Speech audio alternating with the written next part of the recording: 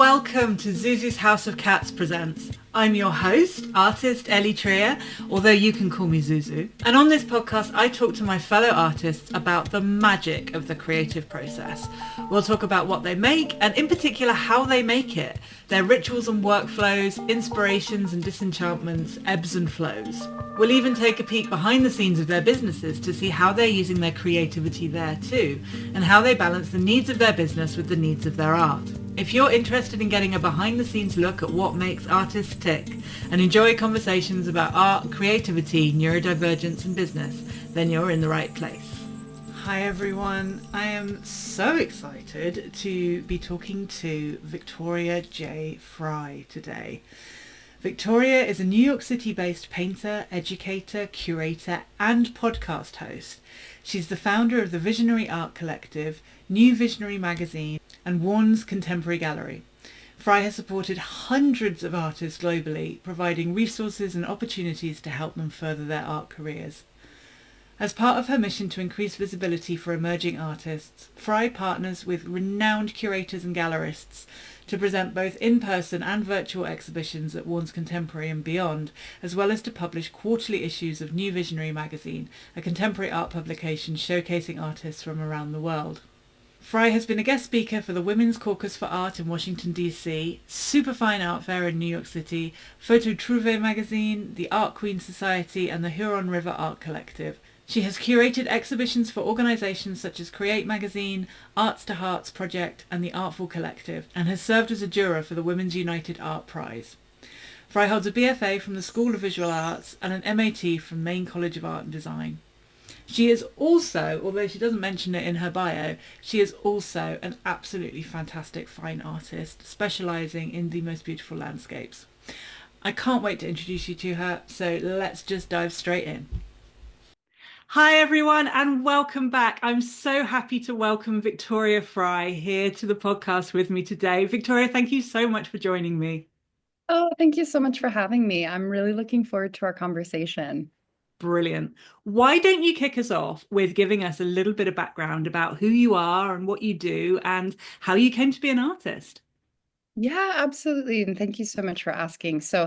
I think most people at this point probably know me from my from my work for Visionary Art Collective, which is the company I started about 5 years ago. And I'm happy to share more about that journey as well. But I always say I'm an artist first. An educator, a curator, a gallery owner, all of those things come after that. But like to my core, I'm an artist and have always been a painter. So when I was growing up, I think like many artists, I was literally always drawing. I grew up in a big family and there was just always so much happening that I think that I like sort of wasn't even fully aware, but I kind of created my own world where I just could kind of like have time alone to be with my thoughts. And I just remember drawing and painting all the time and not even thinking about it. It was just like part of what I did. And I think when you get to that place in school, I noticed around middle school, which, for us in the US, that's kind of like around maybe 10, 11, 12. My friends that I would draw with a lot when I was in elementary school kind of weren't doing that as much, but I still wanted to do that. And so it's like interesting. I feel like that's the age where you start to kind of go, like some of my friends started to play sports but I remember still really just wanting to like be in the art room and draw. But also like many artists have shared, I had a little bit of a traumatic experience with an art teacher around that time, which is tough because it's such a tender age. Yeah. And I know she probably didn't mean it, but the way that she taught was following a very kind of set formula, like a way of working. And if you didn't follow that, then you weren't doing a good job. And it was very much, I think very much centered on like wanting to impress parents versus like anything else, like creative exploration. So I kind of like dipped out of it for a little bit, but then pretty early on in high school, I returned to it. So just a few years later.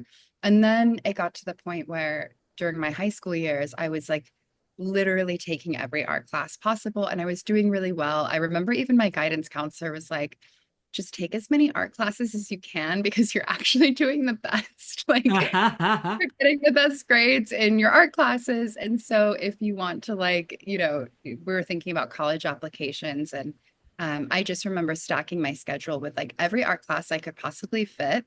And I knew very early on that I wanted to go to art school for college. It was something I just knew and didn't even question. My parents were very supportive, which I'm super grateful for because I've spoken with so many artists who've shared with me that they didn't necessarily have that same level of support. And especially, coming from an immigrant family, Mm. we moved to the United States when I was 7. So just before my 8th birthday, and we had lived in Singapore for 2 years before that. Oh, Uh, wow. yeah, so it was, living in England, where I was born, kind of my first impression of the world. Then 2.5 years in Singapore before moving over to the United States, and having some friends that also had, families that came here later on. I've also grown to understand that there can be added pressure there as well, like, but my parents were so supportive, and I think they were just so excited that I wanted to go to college because I'm no one in my like I was the first person in my family to graduate, to go to college and to graduate from college, and also the first person in my family to get a master's degree. And I think my parents were just so thrilled. Like they didn't care that it was art school. They were like, "We Wow. want you to go. Like we're so excited that you want to go." So yeah, I mean, through art school, I was painting and drawing and kind of finding my own voice. And that was about I graduated in 2013, so 12, no, 2012. So 13 years ago, which is crazy. And it's just been a continual journey, trying to prioritize my studio practice as much as possible since then.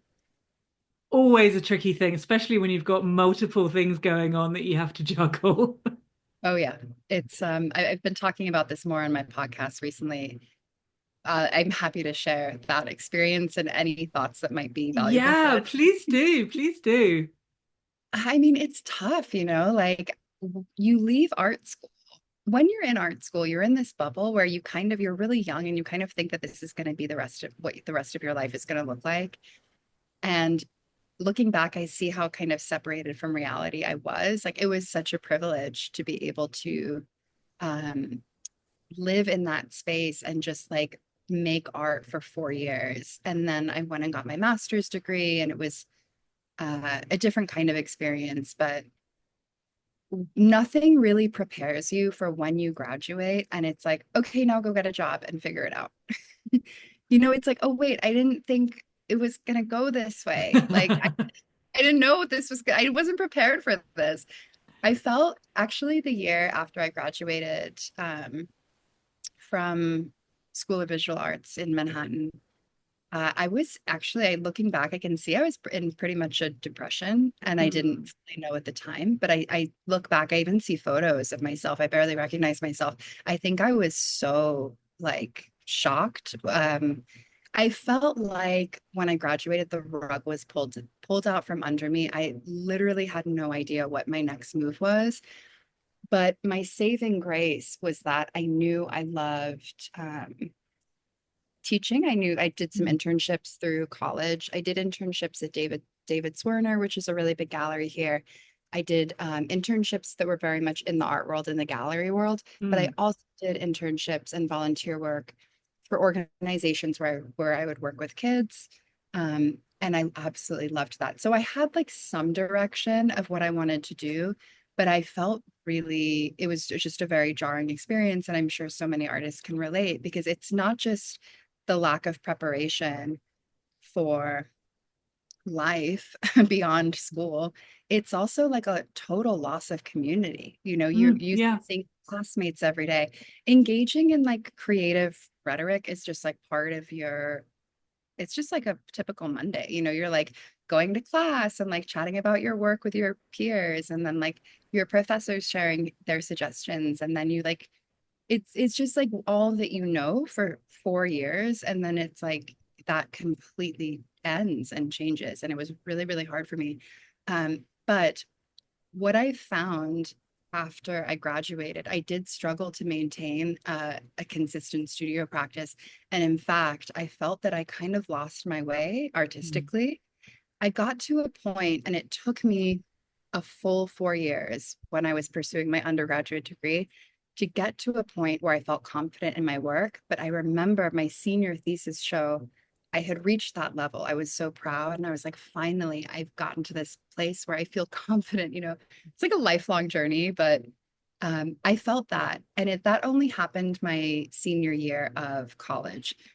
But then as I was trying to like figure out adult life and how to do that, which is a very big and complicated challenge, I lost my way a little bit with my art. I didn't really know if I wanted to continue making the same kind of work that I had made in art school.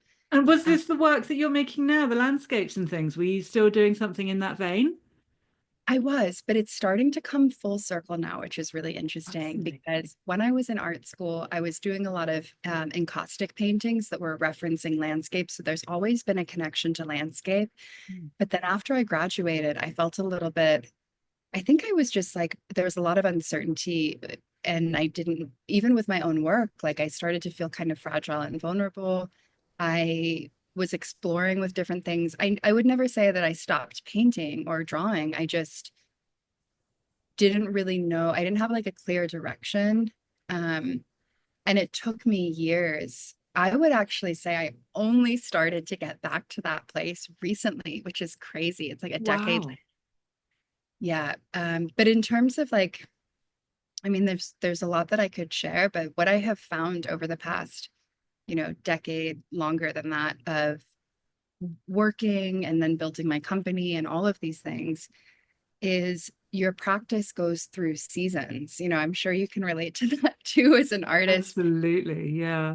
And I think it's so important to embrace persistence over consistency because I just went through kind of a 6-month period of like very intense creation where I made a really large volume of work, tons of drawings, a lot of paintings, and I'm starting to exhibit them now.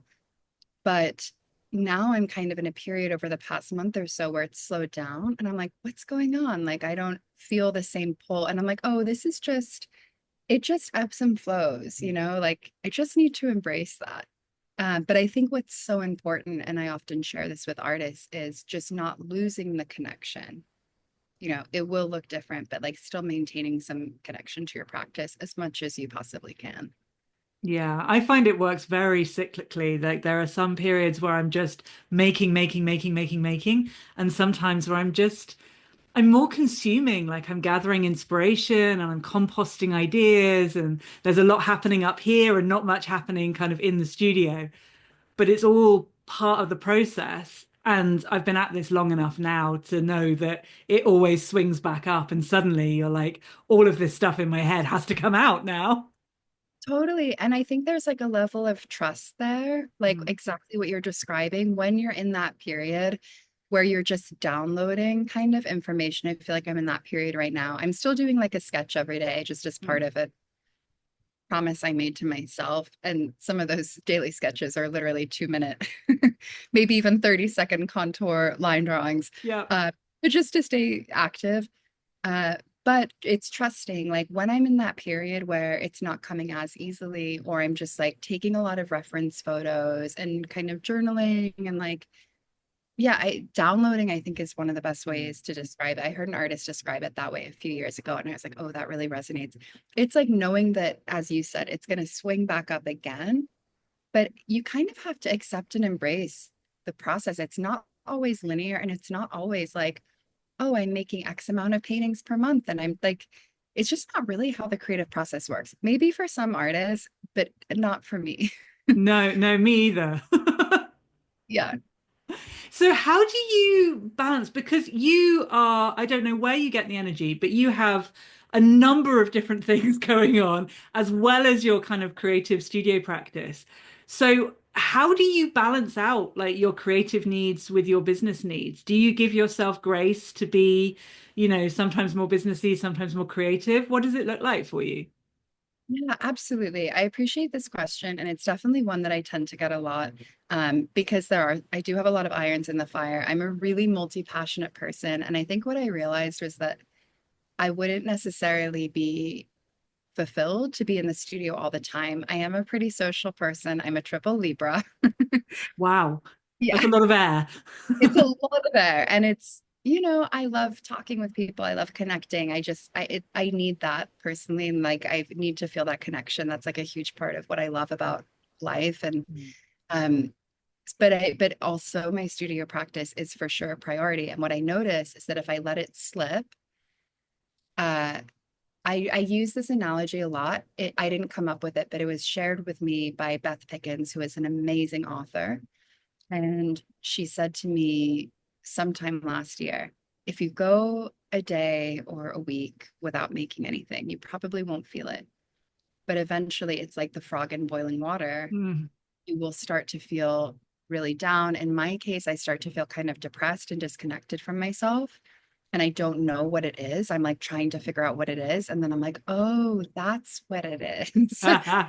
Yes. Like, unfortunately, I've learned that the hard way several times.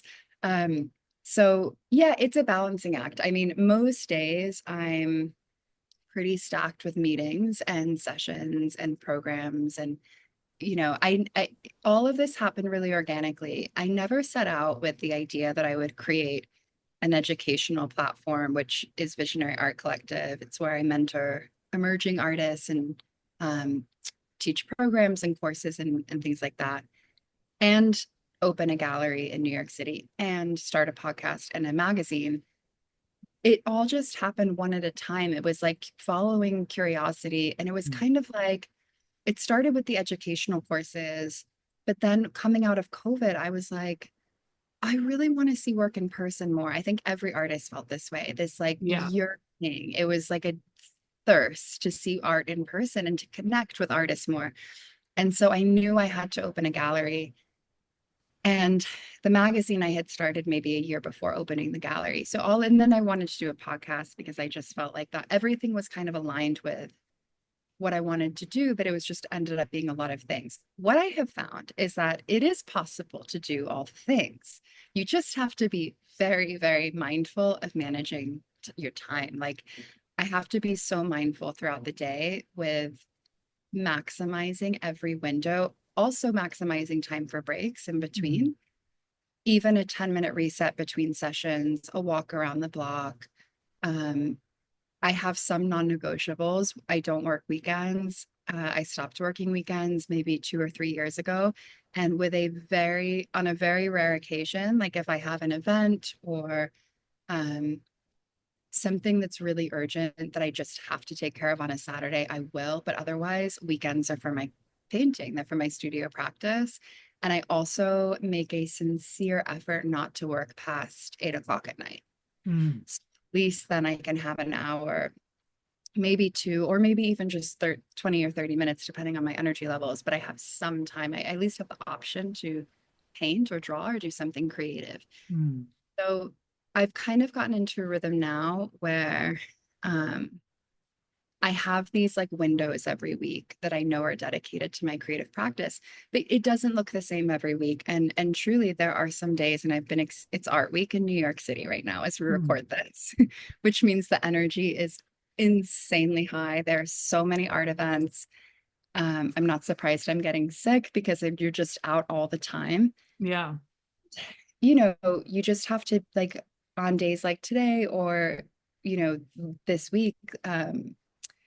I've just had to be really mindful and give myself grace and say, the painting might not happen this week, but I can do some quick sketching. I can bring my sketchbook down to the park and just do like 10 minutes or whatever. I think what it comes down to is just like uh it's progress over perfection, and it's embracing whatever you do have the capacity to do and not judging yourself. I mean, I spoke about this in a recent podcast episode. I do have moments where I wonder what my life would be like or where I might be at in my art career if I did have more studio time, because I have so many ideas and I want to work larger and have like all these things I want to do, but I do have a very full work schedule. but I just try to remind myself, like, I chose this path, it's taking full responsibility as well. I chose to Mm. open a gallery. There's responsibilities that come with those choices. So now it's just a matter of maximizing any time that I can in the studio and really focusing on my progress rather than comparing myself to other artists that might be further ahead at this point. That's so wise. That's such a wonderful way of looking at it. Do you find when you're do you struggle at all with like context switching when you're coming out of a day full of socializing and admin and meetings and teaching and all of that? Do you then have any sort of bridge that kind of gets you through into that creative mindset? I know that's something that I struggle with quite a lot is like if I've been full on with like peopling or we're doing like businessy admin-y things and then trying to get into the headspace where you can kind of slow your brain down enough to sink into that creative place. Like what's your method of doing that? It's a really good point, and I have a couple things that work for me. What I noticed is that it's much easier for me actually to switch my brain off and transition into painting than the other way around, which is why Mm. I paint in the morning during the work week. Because once I start painting, I am not going to want to go into meet. Like I will be that mind. I don't know how to turn that off actually. Like once I start. So I just, I can do a quick sketch. And I did have for most of last summer and fall, I would start every morning with like a 5 to 10 minute drawing, which was really nice. But if I'm going to be painting or something that's more intensive, I need to know that there's nothing else on the agenda for the rest of the day because then Yeah. I naturally can like release if there's anything hanging over me, it impacts my ability to create. But one thing that I try to do is at least take even just a walk around the block. I try to do more of like a 20, now that it's nicer out, a 20, 30 minute walk. I live close to the water in Brooklyn. It's Oh, beautiful. There's lovely. view of the Manhattan skyline, and going down there just helps me to reset. Um, and then usually I'll come back and put some music on and paint. But it's interesting because some days I do that routine and when I sit down to paint, I can't, it's just not flowing. That's the other thing, right? You can set aside the windows of time, but sometimes you sit down and you're like, I don't know, it's not flowing. I'm in a good headspace. I feel relaxed, but it's Yeah. not flowing. And I just have to say that that's what it is for today. And I shared this recently too. Sometimes it goes the other way where I get back from one of those walks, I sit down to paint and I'm really tired and I don't even know how I have the energy, but I'm like, let me just show up for 15 minutes and it just literally pours out and I'm like looking at the canvas like, how did that just happen? I don't even really have like any energy right now. You just never know. It's really unpredictable. It really is. It really is. Yeah, I can definitely relate to that. It's you can't go by how you're feeling in any given moment. You just have to show up to the page and see what happens. Yeah, for sure. I think depending on how you work, I mean, some artists that I know, especially artists, and I don't never want to generalize, but some artist friends that I have or that I work with that tend to paint more methodically, like through with a reference image, and Mm. I find that maybe it can be a little bit easier for them. But I think when you're working intuitively, which is how I work, and you're pulling from that place, you truly don't know when it wants to come out and when it doesn't. You just kind of have to be there and it's just showing up. It's showing up over and over again. Sometimes you'll have an incredible breakthrough, and many times you show up without yielding any like quote unquote real results in terms Hmm. of a finished. And that's part of it. I used to get really, really frustrated by that. And I've had to learn to like fully embrace it as just part of the process. Yeah. I think remembering that we all have a creative practice and it's the Mhm. practice part that's important. You show up Yeah, and you do whatever and it all those tiny little steps add up and that's the nature of it. it's so true. It's funny because the when I had that moment, I mean, I've had many, many, many of these moments, but the one that I was thinking of where it was like a month ago and I came back from a walk, I sat down, I was working on these two small paintings, 5 by 7, and I couldn't believe what I painted because I really, really loved the paintings and they happened so quickly and so harmoniously. was like, wait, how, I wasn't, I almost didn't even show up because of how I was really tired that day. And I was like so proud of them and I didn't even really know where it came from. But looking back, I actually had a few studio sessions leading up to that where I just couldn't seem to get to that place. So Hmm. that wouldn't have happened without those previous sessions. It's what you're saying. It's all part of the practice and like it looks different every single time. Yeah, it's part of the magic of it, I think. Like it's just we're weaving something, every time we show up to the page, it's another stitch. I love that. So what's your sort of typical process for completing a painting? Do you have a series of steps you go through, or you said you work very intuitively? Is there a framework around that, or is it pure chaos? Oh my gosh, that's such a great question. I definitely work intuitively. I mean, I do drawings on paper, which I've leaned into over the last 6 months. Your drawings are beautiful. Oh, thank you. I want to share more of them. The drawings, it really is like one drawing leads to another, leads to another. I never, when I started, it just began with like one drawing of a rabbit or something like that. And then it was like turned into, I think, like 50 drawings or something. And but I never knew what the next one was going to be. It was always like determined by whatever came before, which I think is like a lot of, we can apply that to how we paint, how many of us paint as Mm. well. But typically I think that I've gotten really into, and there's still so much I can learn, but I think a lot about color and how color can evoke different emotions. So usually when I'm getting started with a painting, it's really, and even selecting the colors is really intuitive, but making sure I have a range of blues, a range of greens, whatever colors I tend to use the most. Um, and what helps me is quite a lot is to look at my other, rather than always looking at reference images, it's actually to look at paintings I've done before. Mm. Because so many times, and I wonder if you imagine you can connect to this and relate to this too, but there's like little moments within paintings I've done before. I'm like, oh, this could be a whole painting, or Yeah. this moment here. But it's super intuitive. I find that the painting, like as silly as it sounds, it kind of tells you what it wants to become. Oh, I'll that's not sit. silly at all. No, it's I feel like painting when you're doing it intuitively, it's so much like a co-creative process. Like Yeah. you have your input and then the materials, the painting itself is speaking back to you. Like it's a co-creation. It's a co-creation. I love that description. And I think it was Samuel Dunson, he's an artist based here in the States. He talked about it's a series of responding. Like you put down a mark, you respond to it. You put down a mark and respond to it. And I find that because sometimes I sit down and I'm like, oh, I'm going to create a landscape that is inspired by one I did last year, but I'm going to use a different color palette. Like I have an idea. And then it's like it wants to be a botanical or wants to be a floral or wants to be whatever. And I'm like, we'll just go with that. What I find is that, and I'm sure you, and again, like many artists can relate to this as well. If you allow it and you don't resist and you just go with whatever direction it's taking you, that's usually when you make the best work. It's when I fight it, I'm like, no, I wanted to paint this, then I tend to like suffer the most. And hesitate for it. Yeah, absolutely. Yeah. So color, you mentioned color there. I think your landscapes have this wonderful sort of dreamlike quality to them. And I think that's a lot to do with the qualities of the colors that you're using. Can you talk a little bit about what where that comes from? Yeah, absolutely.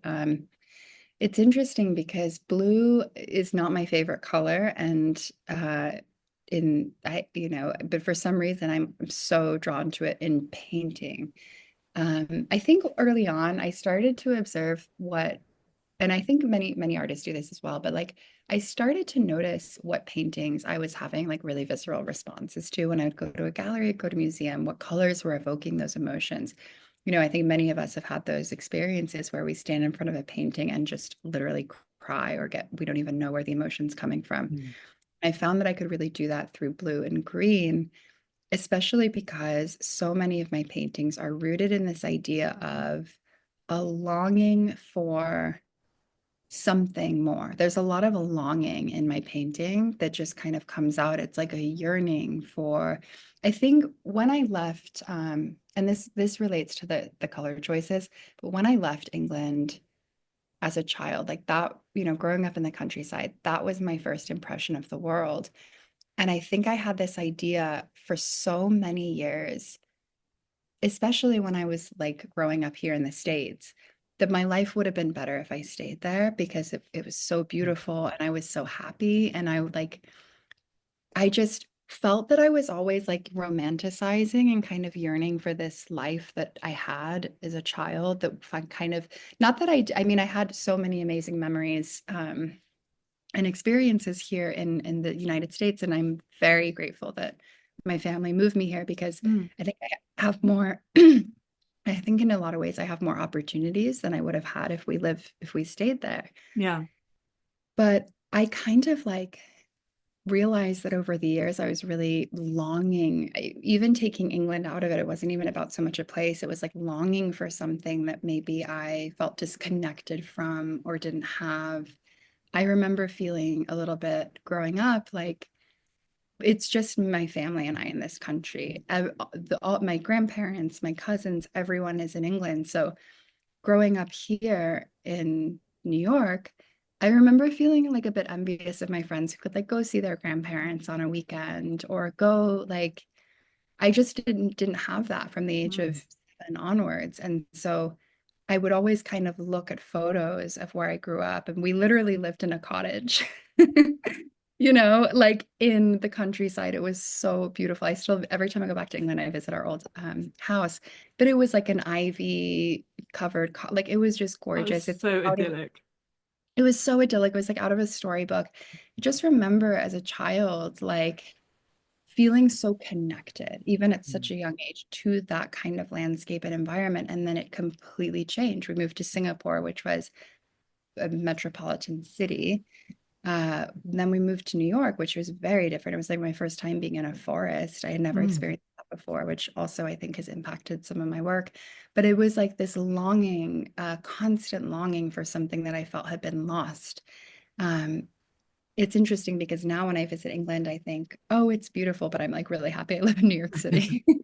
Like I don't think this would work at this point in my life. But it's emotional too. And I think my landscapes, so the color choices that I use often evoke that kind of nostalgic, like yearning. Um, they almost look, I think, filtered through like a what I've started doing in my landscapes is painting them, but then taking a large brush and just sweeping it across. So the whole thing Mm. almost looks like you're driving, through past a field and it's just kind of in motion, which Yeah. lends itself to this feeling of it being out of reach and like out of your grasp. Um, and yeah, I think over the past year, for sure, my paintings have started to become less about a physical place. So they've actually become less about like literal depictions of the English countryside and more about internal emotional experiences. Because I always kind of have felt like I've longed for something in my life that I couldn't quite pinpoint, and I'm able to channel that and kind of better understand where that's coming from in my work. So one of my paintings that I have on view right now at spring break in Manhattan is called Finding My Way Home. And it's very much a reference to the English countryside, but it's also like an internal quest of like finding my way back to myself. So not just literally like finding my way back to where I grew up, but like this, I think it's an ongoing lifelong journey of finding our way back to ourselves. Mm. And often that's finding our way back to who we were as children, because that's like the purest version of who we actually are. I can relate to that so much. I've been going through something similar recently. It's funny when you were speaking, there's a Welsh word, I think it is called, I think it's pronounced Hiraeth, which Mm. is a homesickness for a place that doesn't exist or a place that doesn't that you haven't really been to. Um, I can't remember the exact definition, but it's that exact feeling that you're describing, that yearning for a nostalgia for something, but it's not necessarily something that you've experienced or something that you want to go back to. It's just this sort of ache inside that's not attached to anything. Oh my gosh, I just got chills when you said that, and I'm making a note of it because that is exactly how it feels. Because I've had it at other stages of my life, and it's a kind of grieving in a way, sometimes for something. I was researching recently about how you can grieve for something you've never even had, which I was like, oh, that's interesting. But I found it throughout my life in small ways, like grieving friendships that I had in my teen years that I no longer know Yeah. those people, but we were so close for so those really important and very tender years of your life. And I find that I don't know. I think I'm like always kind of, I don't want to say in an existential crisis, but I'm always kind of thinking about like the transience and like temporality of everything. Mm.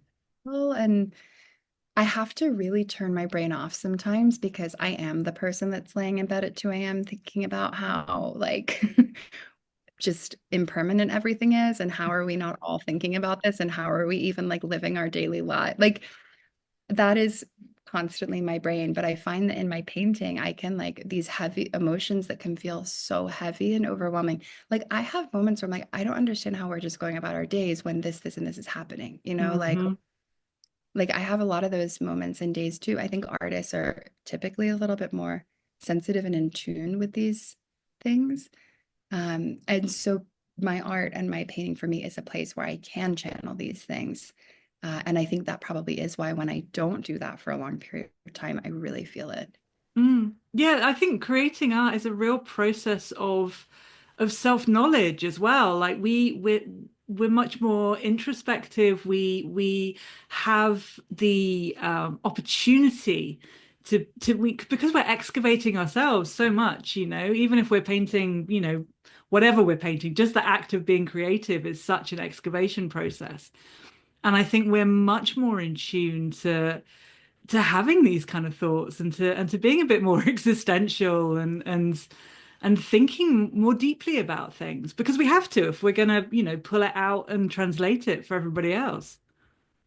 Totally. And I think what you're describing too, the excavation is a word I often use because it does feel like that. And I always say you create your best work when you pull from the deepest part that you can and then you go even further and you Mm. just it is an excavation. It's like like you as soon as you think you've reached that place, like go further and then go further and go further, and it's kind of like never ending, but I think to make and I think that's why, like, especially when I look at my art, my paintings over the last 6 to 9 months, I definitely feel like they've matured and gotten to another level because I've started to I mean, I was joking with my mom. I had kind of a intense family situation that happened about 6 months ago that was really painful and difficult for me.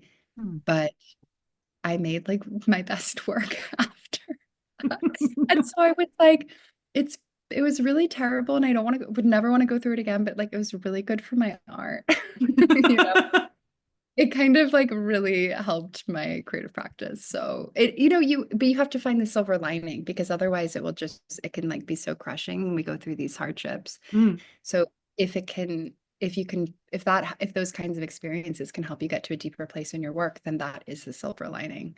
Yeah, and I think that's where the connection side of things comes through as well. That's when you can show a piece of work and it will really resonate with somebody else because there's an energetic frequency to it. They might not have been through exactly the same thing, but they can feel the honesty in it and connect to that.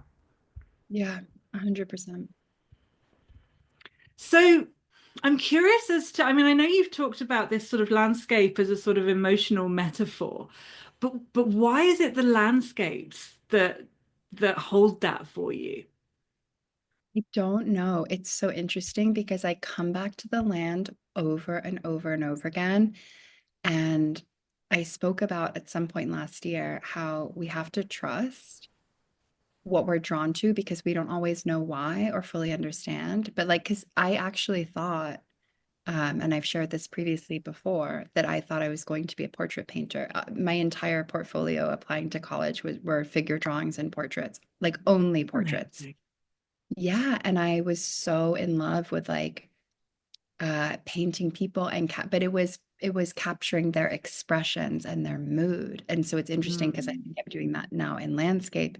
But there's something about And then of course the irony is that every landscape painting class my parents would like sign me up for as a teenager, I was like, get me out of here. I'm like not painting leaves and sticks. Like, what is this even?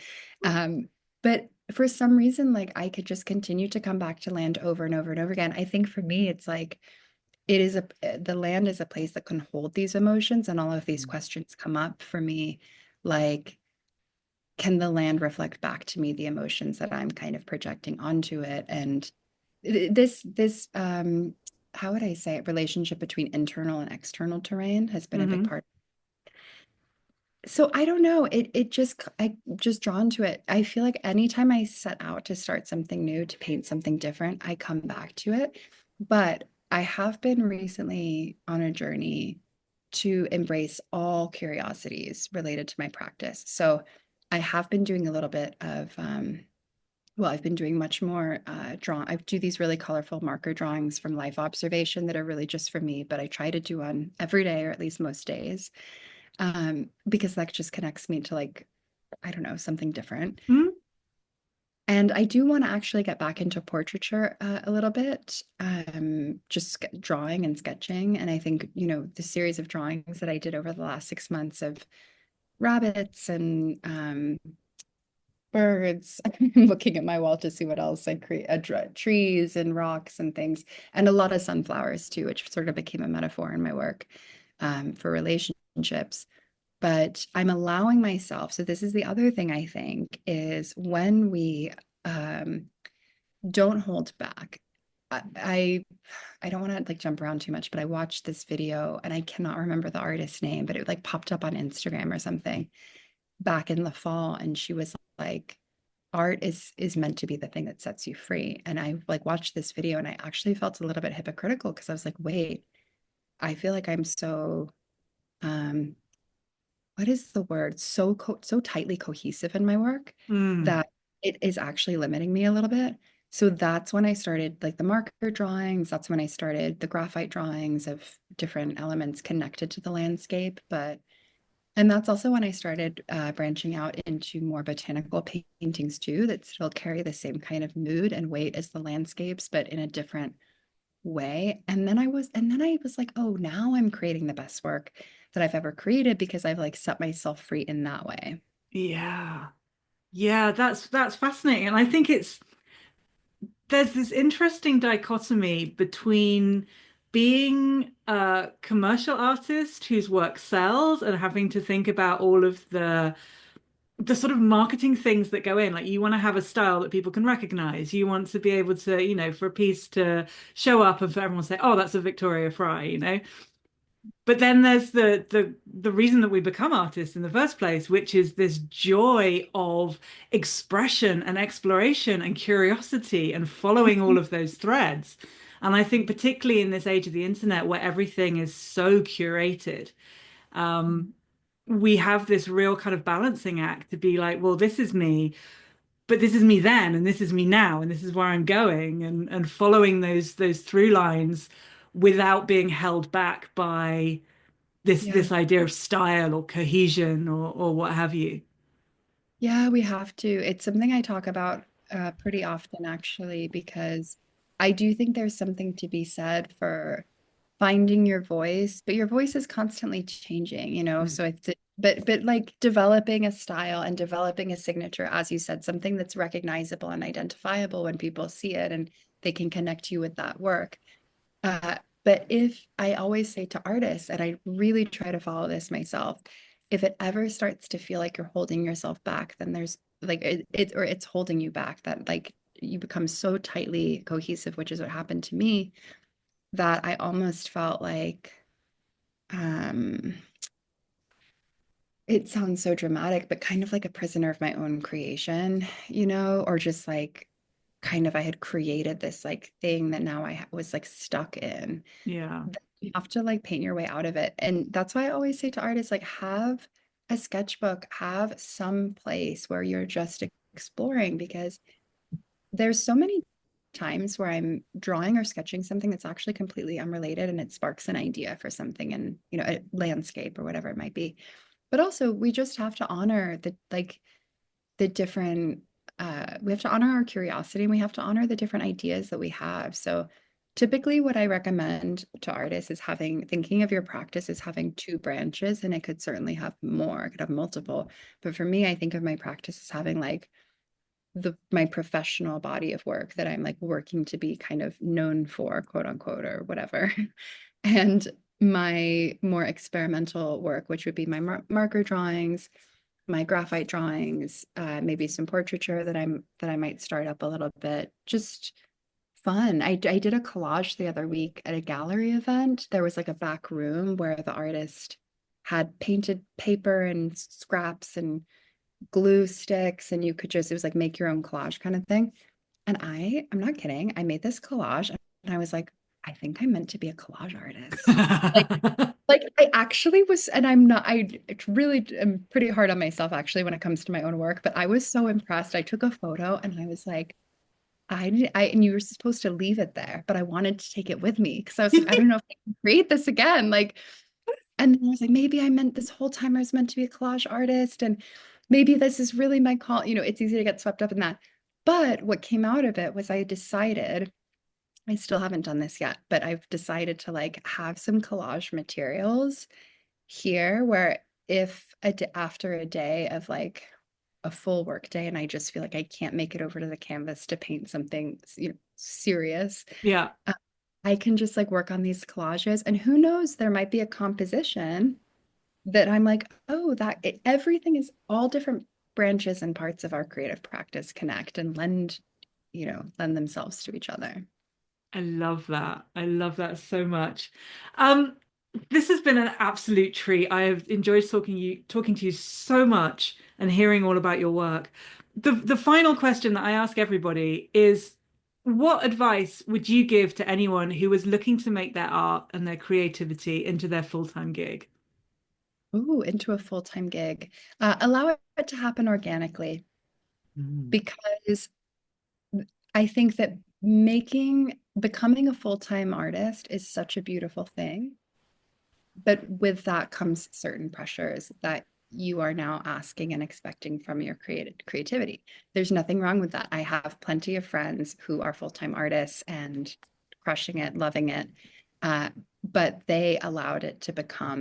um, they allowed that journey to unfold organically. So usually, I mean, I can get really practical with the advice, but typically what I recommend is like, if you are working a full-time job, I would recommend that the first step is like, how can you dial back on your full-time, like how much would you need to make from your art sales to dial back on your full-time job to maybe part-time? And then, you do that for a while, and then maybe you won't need to work part-time, and I think just allow it to be like, it doesn't have to happen overnight. Mm. And understanding that, um, as a full-time artist, when you are relying on your work for your income, it can be a really beautiful and empowering thing, but just understanding what the challenges are there too, because there's this saying that I love, which is choose your hard. Hmm. Choose your hard, because I think sometimes we romanticize certain things, and it's like, I actually released a podcast episode recently on the benefits of having a day job as an artist. You can be more experimental with your work. You typically don't have to. I mean, for me, like, I took 2.5 years off of exhibiting. Um, so because I was going through a phase where I really just wanted to develop the work without any sales and exhibitions. I just wanted to like be tunnel vision in the studio. And I was able to do that because I have, you know, income from my company because I'm Mm. working a job. There are benefits to that too. So I would say though, but if there's an artist, and I work with a lot of artists who have that as their dream and as their goal, it is absolutely possible.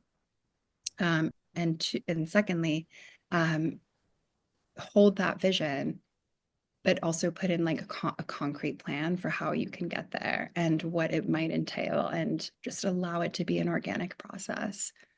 That's such good advice and so deliciously practical as well. I love it. It's possible. I mean, like, I was just gonna say, like, sometimes it feels like this really out of reach thing. I've met a lot of artists who say, like, I didn't even know I could be a full-time artist. You totally can. It's just, you have to really think about, like, how much do I need to make to sustain, and like what different revenue. Oh, so if you don't mind, I'll just add in No, one other carry on. that I think is like really connected to this, and it's have multiple income streams. So Mm. the artists that I know that are full time, it's usually that they're not just, this might be the case sometimes, but most of them um, are not relying on one income stream, like just selling their originals. It's usually that they also release prints. They might do commissions as well. They might do educational workshops for artists. There's like a whole umbrella. So also think about multiple income streams. Yes, absolutely. Good God. Such a good point. Yeah. Victoria, where can people find you online if they want to find out more about your work and also about the other things that you do with the Visionary Art Collective and that side of your work as well? Yeah, absolutely. So, to view my paintings or to look at any of my work as an artist, my website is victoriajfry.com. My Instagram handle is also victoriajfry. For my company, where I work with emerging artists to help them build and grow their careers, it's Visionary Art Collective. So, website, Instagram handle are both Visionary Art Collective. And then I also have a gallery called Warren's Contemporary, which is located here in Brooklyn. We have a website and Instagram. And the very last is that we have a quarterly publication that we release. We highlight between 50 and maybe 70 artists in each issue, and that is New Visionary Magazine. So all of that is linked, though, on the Visionary Art Collective Instagram. So that's usually the place I recommend going to. Fantastic. And of course, all of these links will be in the show notes as well, so you can just come over there and check them out. Victoria, thank you again so much for being with us today. It's been an absolute treat. Oh, thank you so much for having me. This was wonderful, and I'm super grateful for the opportunity. What an absolute delight. I really, really loved this conversation with Victoria. If you're interested in finding out more about her artwork, and the incredible range of things that she does supporting other artists, then make sure to go over to the show notes at Zuzu's House of Cats. That's haus.com/podcast. And that's where you'll not only find all of Victoria's information, you'll also find all of our episodes to date. Thank you so much for listening today, and I will see you in the next episode.